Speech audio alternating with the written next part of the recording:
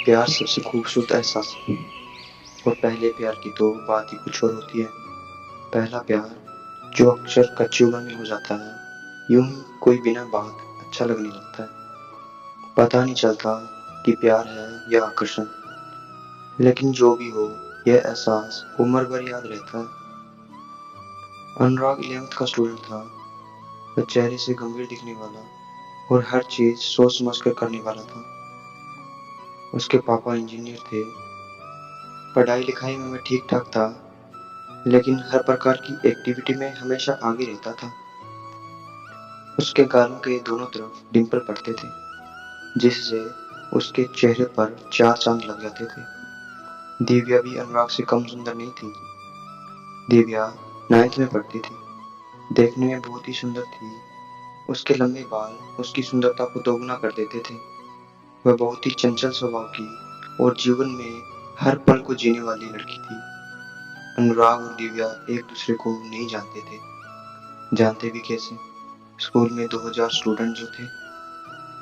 बात स्कूल के annual function की है, जो दिसंबर में होना था, और उसकी तैयारी 1 महीने पहले से ही शुरू हो गई थी। फंक्शन में एक प्ले होना था, मिर्जा और साहिबा।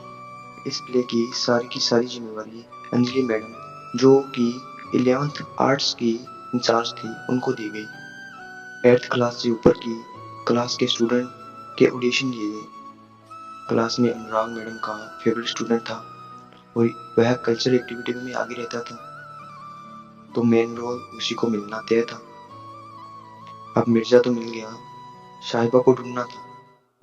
बहुत सारी लड़कियों के ऑडिशन हुए और साहिबा के रोल के लिए दिव्या को सिलेक्ट किया गया।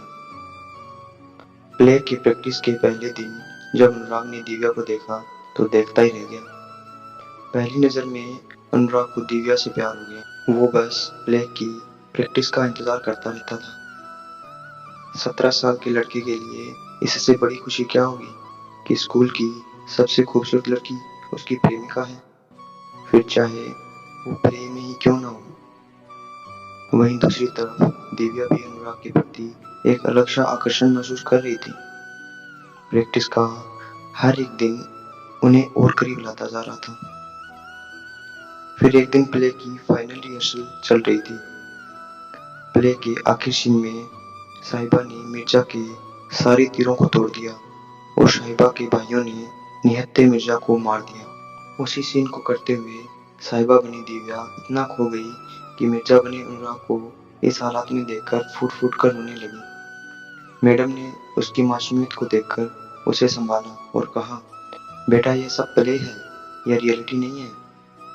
उस प्ले के बाद अनुराग और दिव्या की जिंदगी बिल्कुल बदल गई थी। उन्हें पता ही नहीं चला कि कब वे एक दूसरे को इतना चाहने लगे। अनुराग दिव्या के घर के चक्कर काटने लगा और स्कूल में भी वे दोनों थोड़ा बहुत मिलने लगे। दोनों का एक दूसरे को देखे बिना मन ही नहीं लगता था। एक बार अनुराग को बुखार हो गया और वह 4-5 दिन स्कूल में नहीं आया। दिव्या इस बीच बेचैन हो गई, क्योंकि उस वक्त मोबाइल फोन भी नहीं होते थे।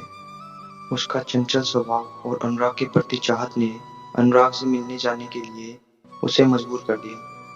वो किताब लेने के बहाने अपनी फ्रेंड को साथ लेकर उसके घर चली गई।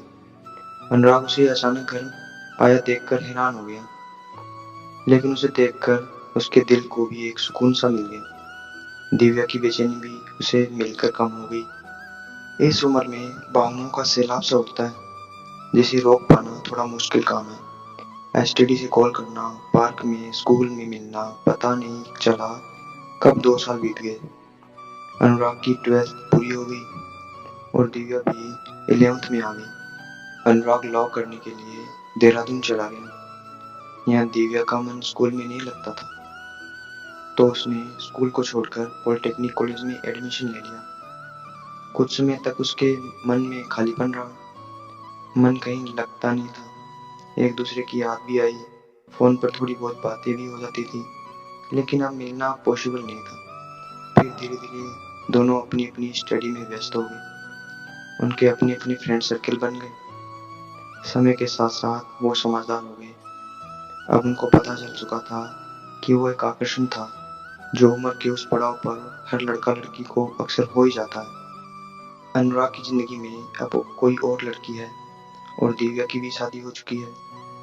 इस तरह एक प्यारी सी लव स्टोरी में एक अच्छा सा मोड़ आता है, लेकिन वो एहसास आज भी दोनों को गुदगुदाता है। बारिश की बूंदें पड़ने पर मिट्टी से जो प्यारी सी खुशबू आती है ना, कुछ उसी तरह का होता है पहला प्यार। आज भी जब कभी अनुराग अपने पुराने स्कूल और शहर से गुजरता है तो उसे दिव्या के साथ बिताए पल याद आते हैं। और दिव्या जब कभी किसी के मुंह से अनुराग नाम सुनती है तो पलट कर जरूर देखती है। पहला प्यार कोई कहाँ भूल पाता है।